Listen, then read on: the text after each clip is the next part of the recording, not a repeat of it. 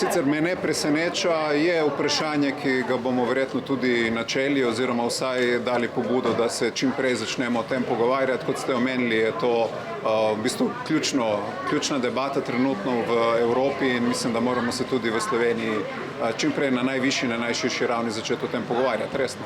Mislim, da smo še daleč od tega, kakšni so obrisi teh zahtev. Ravno pred dnevi je recimo španski predsednik vlade napovedal, da moramo gledati na to vprašanje, ki ga sedaj ponuja Evropska unija z nekim kotom 360 stopinj in omenjal vlaganja v pravični zeleni prehod oziroma v blaženje podnebne krize in ostale vidike kot tudi vprašanje varnosti. Tako da, kot sem že večkrat dejal, v Levici gledamo na varnost bistveno drugače z različnih vidikov in vprašanja dobrobiti državljank in državljanov so tudi vprašanja varnosti. Tako da mislim, da se bomo morali tudi o teh detajlih ali pa, če želite, tudi teh obrisih, kaj vse pomeni varnost in vlaganje v varnost, pogovarjati.